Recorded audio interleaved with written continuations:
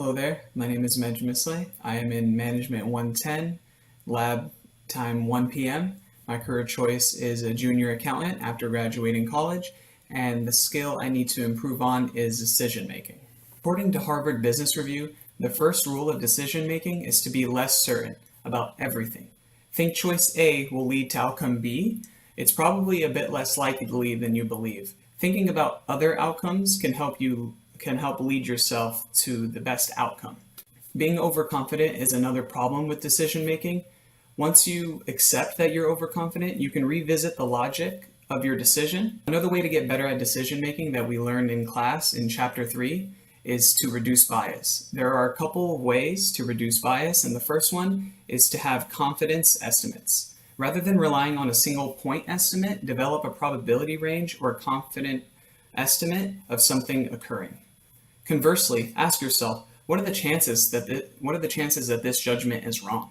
The second way to reduce bias is a trial and error collaboration.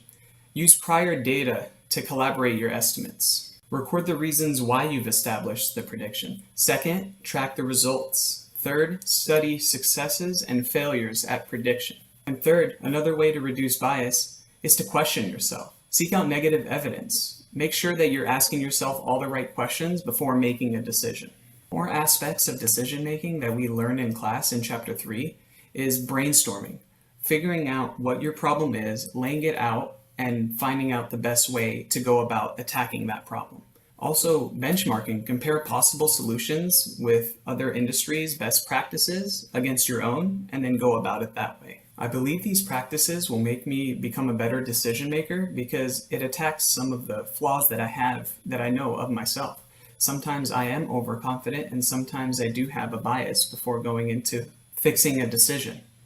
So going through and eliminating bias and also becoming more skeptical can help me out in my future decision-making processes when I'm in my career as a junior accountant after college.